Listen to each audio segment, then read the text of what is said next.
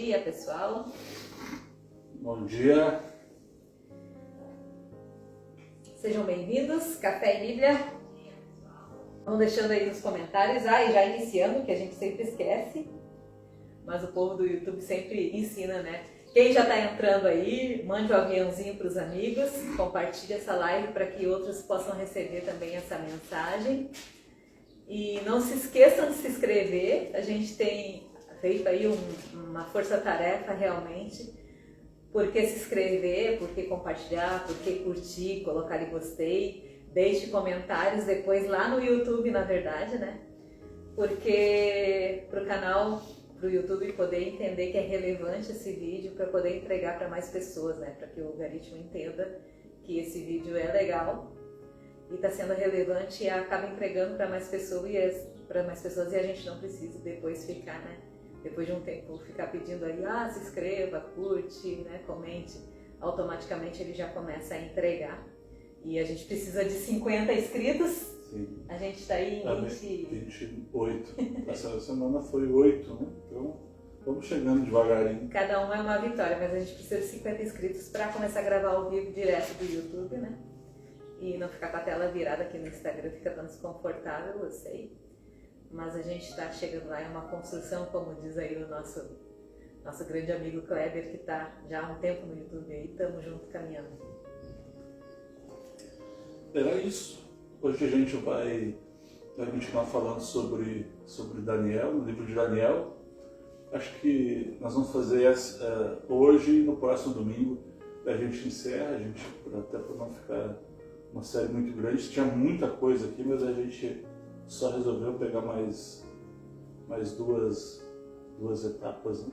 Duas partes mais importantes para a gente estar estudando um pouquinho, trazendo para o nosso cotidiano, dia a dia, e nós estamos vendo realmente quanto a palavra de Deus, do Gênesis ao Apocalipse, ela nos traz direção, nos traz conforto e também gera mesmo em nós, mesmo há tantos anos atrás, né? O livro de Daniel foi escrito em torno de 500 a.C., ainda ele inspira, né? e tem respostas para o nosso dia a dia, para a nossa vida. E hoje a gente vai falar vai ficar no capítulo 3, né? Do livro de Daniel, que vai falar sobre a estátua de ouro, os companheiros de Daniel no forno da fornalha ardente. Eu queria ler só o capítulo 1, né? O versículo 1 e o 2, acho. Diz assim no capítulo 3: O rei Nabucodonosor fez uma estátua de ouro cuja altura era de 60 côvados. Quantos metros, Ana? 27 metros de altura e 2 metros e 70 centímetros de largura. Levantou-a no campo de Durã, na província da Babilônia. E o rei Nabucodonosor mandou ajuntar os sátrapas, os prefeitos, os presidentes, os juízes, os tesoureiros, os conselheiros, os oficiais e todos os governadores das províncias, para que viessem à consagração da estátua que o rei Nabucodonosor tinha levantado. Aqui tem a gente começa já com uma curiosidade, né?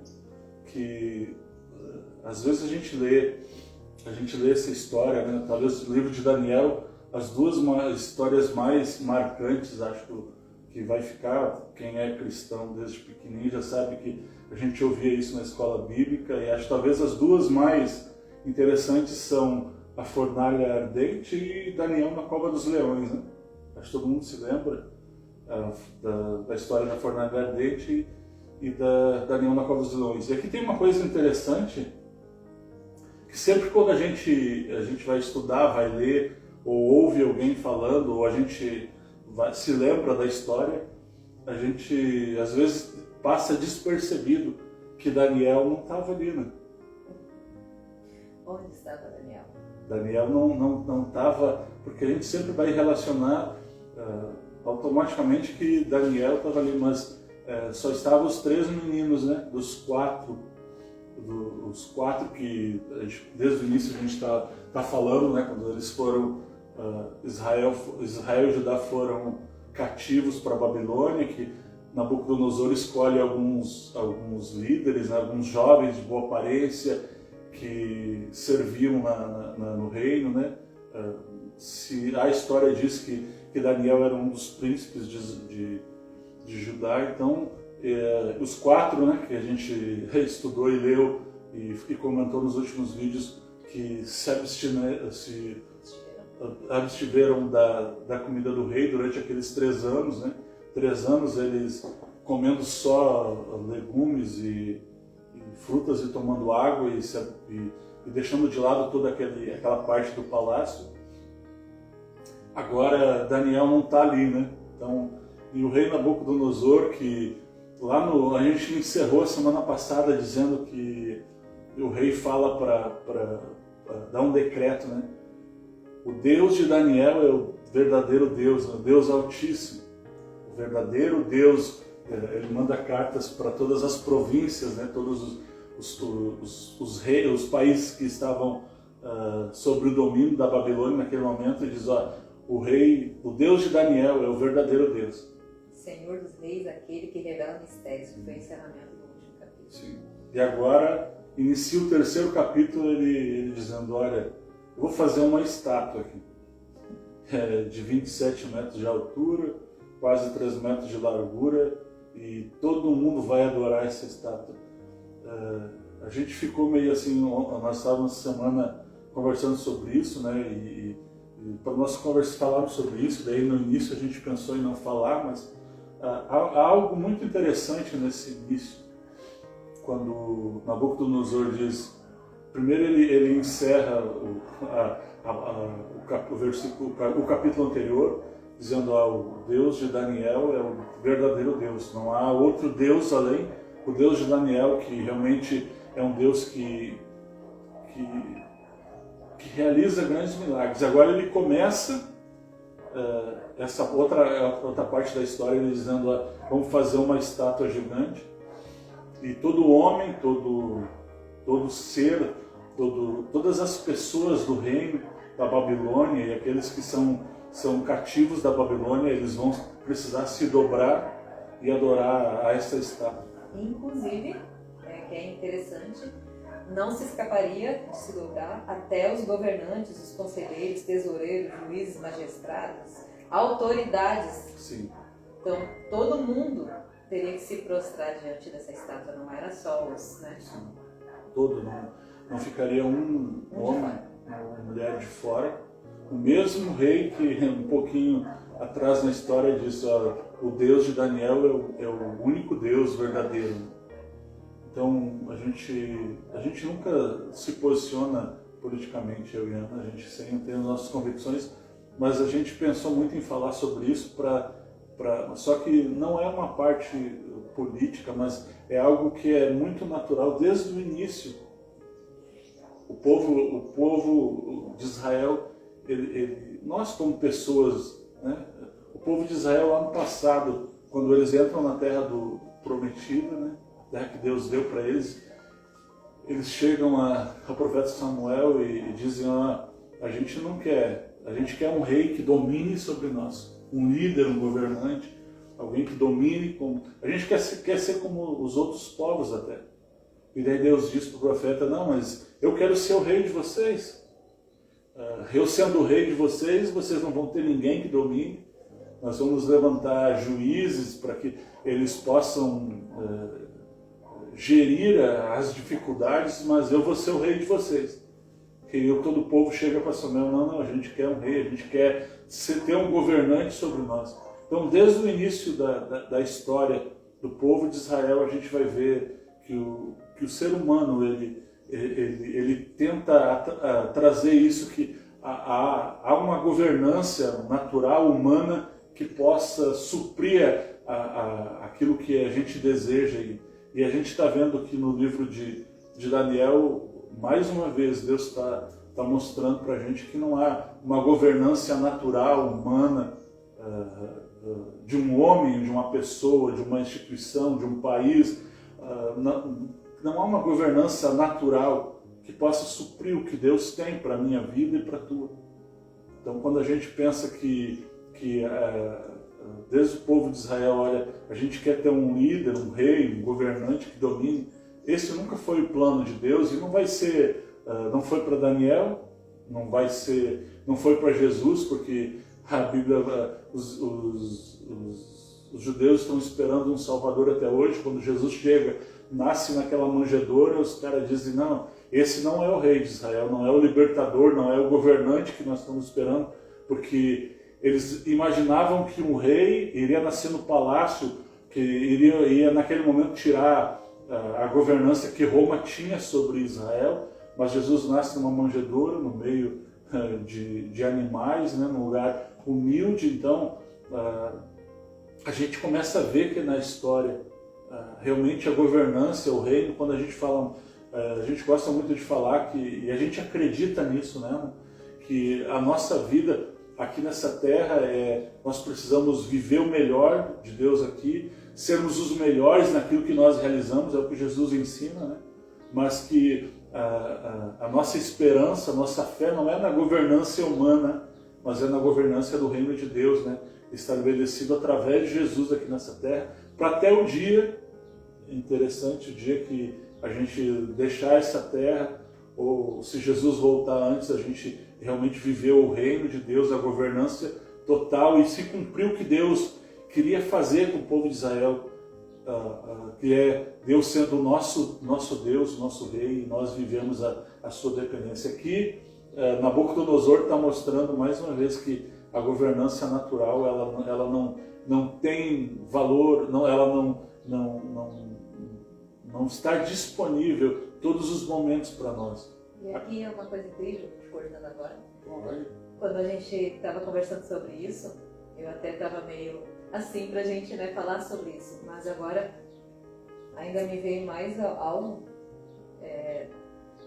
porque às vezes a gente fica até temerosos de falar, porque isso envolve e engloba muita coisa, né? Que até nós, como pastores, como líderes, às vezes também governantes, é algo que para nós expressarmos ou falarmos isso é difícil, porque muitos de nós, e eu coloco nós também nisso, porque muitos líderes, né? Às vezes a gente quer ter as pessoas perto.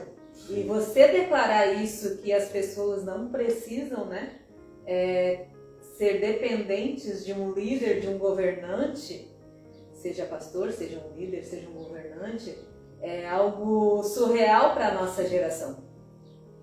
Porque a gente vive em um mundo que as pessoas precisam, hoje parece que precisa ter uma carência e uma dependência de alguém que dê uma direção, de alguém que dê um rumo, de alguém que dê um propósito.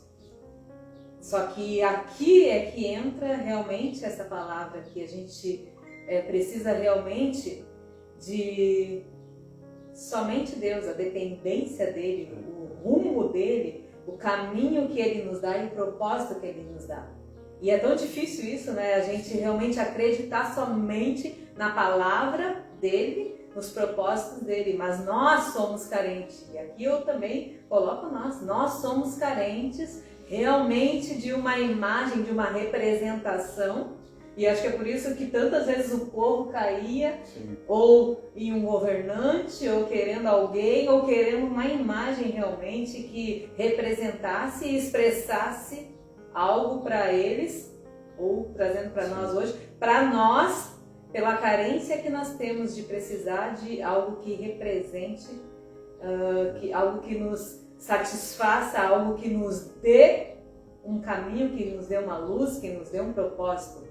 Então acho que é por isso que tantas vezes nós caímos, o povo caiu, e aqui é que está a aprender a ter total dependência de Deus. Aqui claro que isso não quer dizer que poxa, não tem que honrar líderes, é necessário. Precisamos. Todos nós somos, falando da parte cristã, cada líder ele é uma seta que direciona as pessoas para Jesus. Porque aqui a gente pode englobar todas as áreas, né? Tanto da área de governança natural, como na área espiritual. Porque Nabucodonosor não era só o rei, né, só dominava, mas naquele tempo ele tinha domínio também na religião. Né? Então, o que ele decretava, ninguém era. Hoje, cada um é livre para.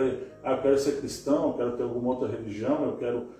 Hoje nós temos essa liberdade de escolhermos o que a gente vai acreditar naquele tempo. Não. O rei decretava: ó, eu vou fazer uma estátua, vou colocar aqui nesse vale e todo mundo vai se ajoelhar. E essa estátua vai ser o Deus de vocês, vai ser o meu Deus e vai ser o Deus de vocês. Não existia essa liberdade. Então, claro que a gente precisa honrar, né?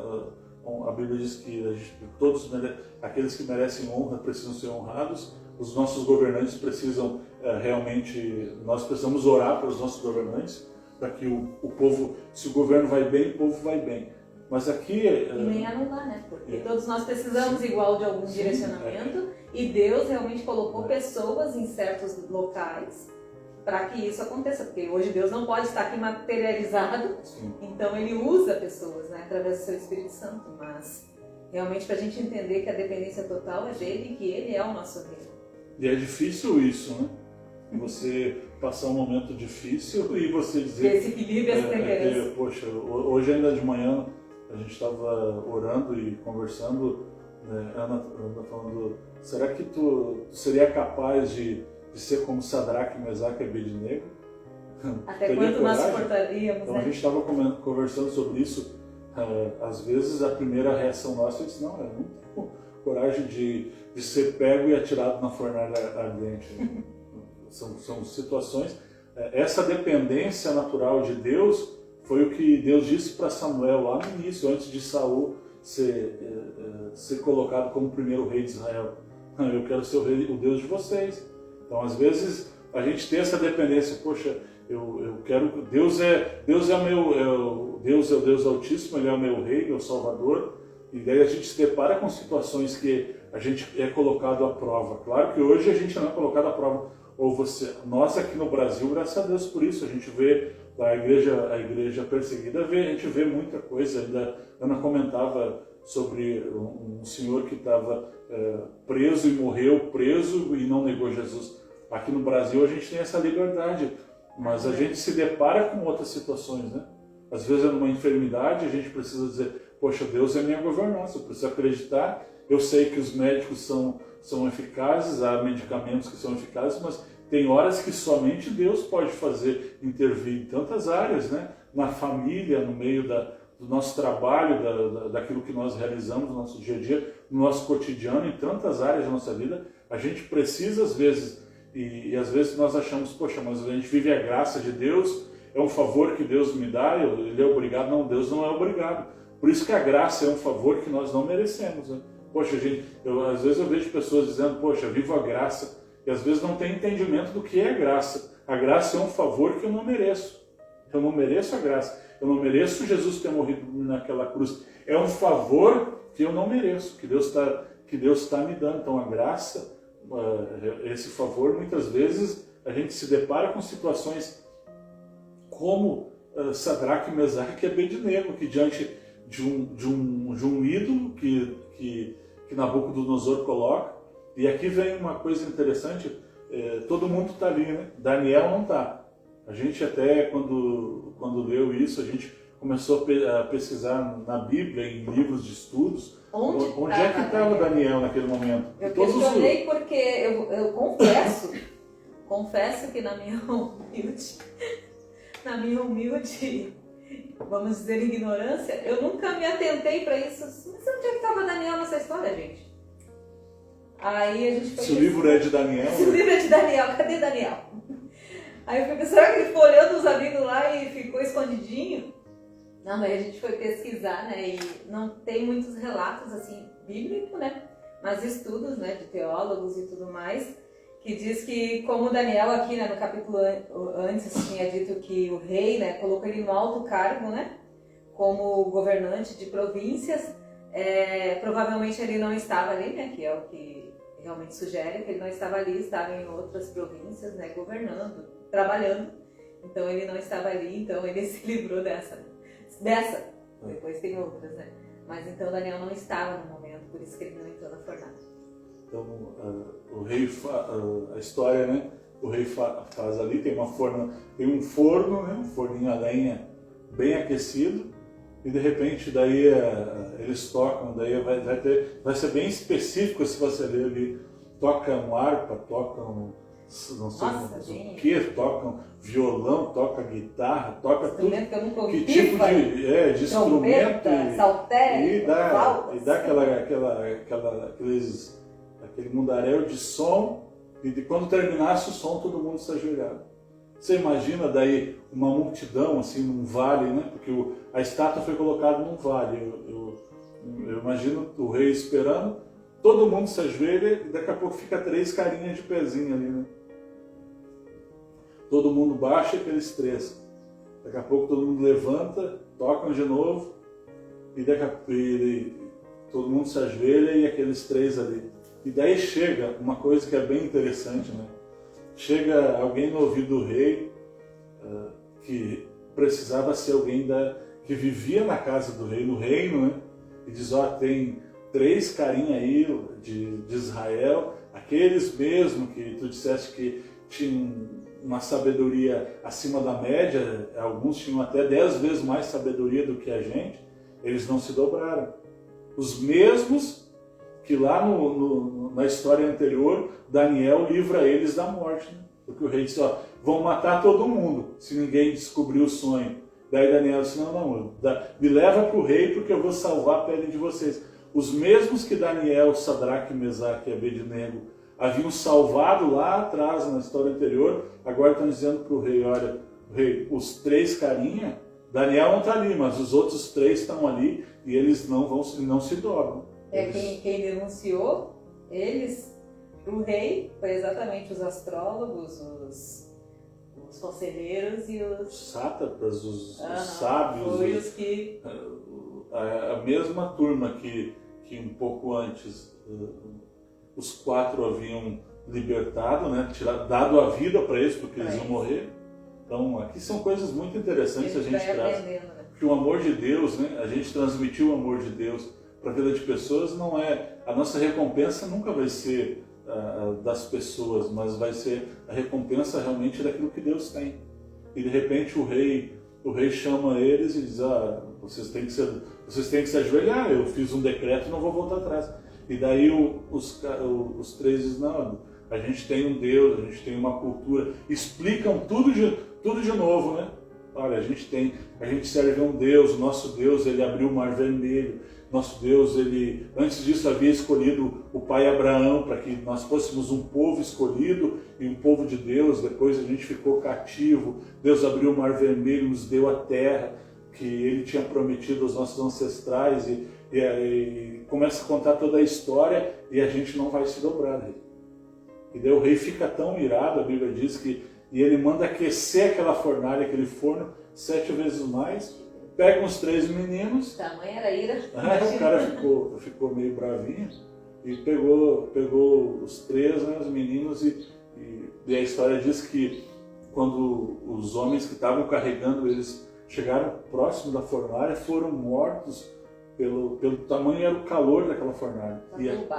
E atiraram eles lá dentro.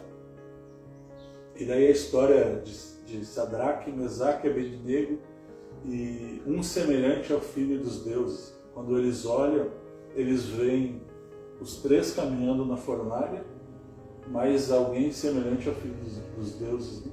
Que a Bíblia não fala sobre isso, mas há muitos teólogos e historiadores que podem dizer não, acham que pode ser Jesus ali caminhando com eles, né? A gente não sabe, é só realmente pensamentos e ideias, mas havia alguém lá dentro junto com eles caminhando numa fornalha ardente. E desamarrados. Eles entraram amarrados. A história vai dizer que de repente o rei chega na porta e diz, gurizada, sai para fora. né? E quando eles saem, eles não têm cheiro de fumaça, os cabelos não estão queimados, as roupas não estão queimadas. Sabe, é uma história que parece meio que doideira, né? Dizer, poxa, como é que pode isso acontecer? Mas isso é realmente o que nós começamos lá no início dizendo, que a nossa dependência precisa ser realmente do reino de Deus, da presença de Deus. Esse capítulo 3 de Daniel, ele mexe muito com a gente, né? Porque muitas vezes eu e a Ana, a gente se depara com situações, né, na nossa vida, na nossa saúde, e a gente, claro que hoje você não vai ser colocado, atirado numa fornalha, mas a gente vai colocado muitas e muitas vezes diante de grandes situações que a gente precisa acreditar, e só tem Deus para acreditar, né? Poxa, quantas vezes, né?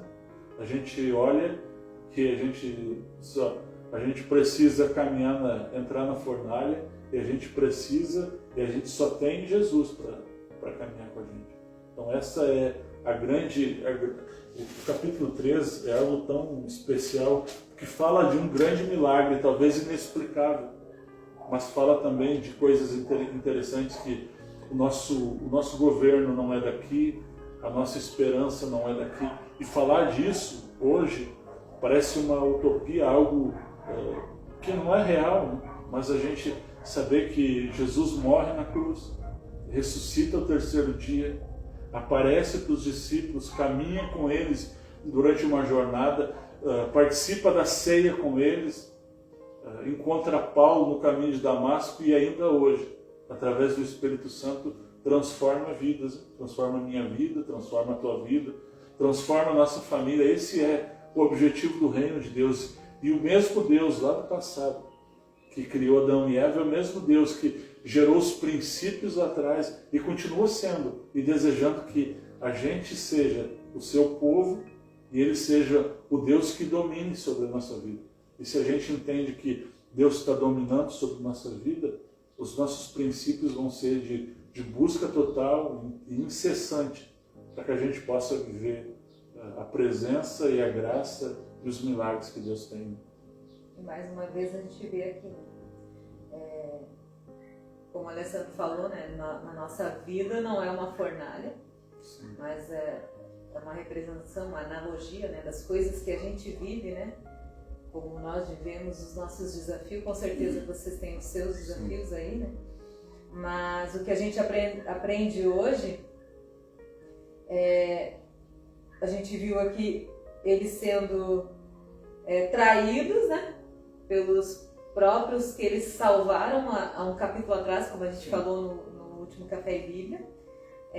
Eles foram traídos pelos próprios homens que eles deram a vida para salvar, mas eles continuaram firmes, não negaram Jesus, não negaram Deus, né?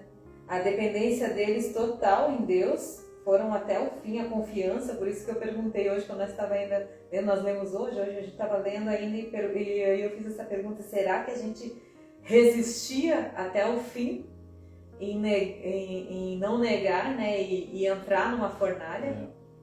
Lembrei de Pedro também, né, que dizia, o Alessandro foi o primeiro a dizer, acho que eu não conseguia. Daí eu fiquei pensando assim, nossa, quantas vezes, né, eu lembrei de Pedro, né, que dizia, não, eu não vou te negar, Jesus, né, trazendo para o Novo Testamento, né. Quantas vezes nas nossas vidas, né, a gente, não, eu não vou negar, mas quantas vezes no nosso dia, eu não digo na nossa vida, mas no nosso dia, a gente nega, às vezes por tão pouca coisa, né, imagina numa fornalha. Mas hoje a gente aprendeu, né, que muitas vezes a gente somos traídos, muitas vezes a gente precisa ser tão dependentes, né, a ponto de não negar, e para poder ver milagres tão grandes, ou viver experiências. Essa semana eu estou muito com isso, né, viver experiências, porque são elas que vão nos fazer a crescer a nossa fé, não só a nossa, crescer, né, a nossa mas fé, através das experiências que eu e você passamos, outras pessoas são alcançadas. Sim, porque nós vamos ver testemunhos, como a gente viu aqui, para que outras pessoas possam ver Deus nas nossas vidas, né? possam ver a glória de Deus, né? Que, mais uma vez, como eu encerrei no último capítulo falando, mais uma vez aconteceu aqui, ó, no 27, né? Todos os sátrapas, os prefeitos, governadores, conselheiros do rei se ajuntaram em torno deles. Imagina toda aquela, né, aquela loucura que foi, imagina eles todos assustados, né? Comprovaram, então testemunharam, né, que o fogo não tinha ferido eles e nem só um fio de cabelo chamuscados, né, nem os mantos foram queimados. Então Nabucodonosor disse: louvado seja o Deus de Sadraque, Mesaque e Abednego. E mais uma vez eu encerro dizendo, né, para tudo isso, essas experiências que a gente vive, mais uma vez, para glorificar o nome dele. A nossa vida nada mais é do que testificar, né, testemunhar a glória de Deus sobre as nossas circunstâncias, sobre qualquer desafio, e a gente não negar até o fim. Difícil é. Esse negar, porque às vezes a gente se apresenta para Deus quando são grandes desafios. Hoje a gente teve uma experiência, eu e a Ana, a gente tem orado por uma certa área da nossa vida e hoje se apresentou uma dificuldade. Daí a primeira coisa que a gente pensou, né, na verdade eu pensei, foi em tentar achar uma saída com as minhas forças, né? E daí voltar ao mesmo patamar que a gente estava antes de começar o propósito de oração. E daí depois eu comecei a pensar, e a Ana disse: vamos orar sobre isso. Eu comecei a pensar, mas a gente precisa acreditar, às vezes são pequenas coisas, às vezes não são grandes desafios que a gente glorifica a Deus. A gente precisa aprender a glorificar a Deus em pequenos desafios, né? Às vezes poxa, eu encontrei R$2 no chão e eu estou sabendo de quem é, eu vi que a pessoa derrubou, eu tenho que tomar a posição, ou eu devolvo a pessoa que derrubou. Então, são pequenas coisas que a gente glorifica a Deus, né? Então, ou às vezes são grandes desafios. Aqui foi desafio, a Bíblia vai contar grandes desafios que muitas vezes nós enfrentamos, mas a gente precisa aprender a viver os pequenos desafios e acreditar que Deus está no controle de todas as coisas. Então, e viver o sobrenatural para que realmente a gente tenha experiências, né? Experiências de vida que vão gerar vida através de nós, na vida de outras pessoas, para que o nome de Jesus seja glorificado, né? Isso não é só a gente pensar em nós mesmos, mas acreditarmos que Deus realiza milagres para que o nome dele seja realmente engrandecido e glorificado através da nossa vida, através da vida de outros. E a gente encerra também a história na mesma maneira. Nabucodonosor dizendo: olha, o rei de Sadraque, Mesaque e Abednego é um Deus verdadeiro. Então, grandes desafios, grandes vitórias, grandes milagres e grande testemunho na vida. Pequenos desafios, vitórias, milagres e testemunho de que Deus é real na nossa vida. Deus possa realmente abençoar muito você, sua casa, que você talvez esteja vivendo algum desafio pequeno ou grande, possa acreditar que Deus ele é real, é verdadeiro, que Jesus morre naquela cruz para que nós fôssemos justificados, e hoje nós tenhamos o privilégio, né, de aceitarmos ou não sermos filhos ou filhas de Deus. É um privilégio, é a graça, mas nós precisamos aceitar isso. Viver milagres, nós precisamos aceitar. Enfrentar desafios, nós precisamos aceitar e acreditar que Deus está no controle sempre, né? Oramos para encerrar. Pai, nós te bendizemos neste dia pela tua graça, por cada pessoa que está com a gente ao vivo, aqueles que vão estar vendo posteriormente, que o Senhor possa derramar um dia abençoado, feliz. Aquelas pessoas que estão vivendo desafios pequenos ou grandes, que nesse momento eles tenham a revelação do teu Espírito Santo, eles entendam que o governo do Senhor está sobre a vida deles, o reino de Deus é real e vivo, então eles possam desfrutar de grandes milagres e da tua palavra viva, real e abençoada. Pai, no nome de Jesus. Amém. Amém. Que Deus abençoe seu domingo, sua semana. Júnior colocou ali, só suporta o propósito. Só alcança o propósito quem suporta o processo com muita fé, algo assim. Verdade. É isso aí. Deus abençoe. Não esqueça lá, inscreva-se, compartilhe, comenta lá. Quando postar no YouTube à tarde já vai estar lá. Até o próximo domingo com a última parte, encerramento. Daniel, parte 4. Até mais.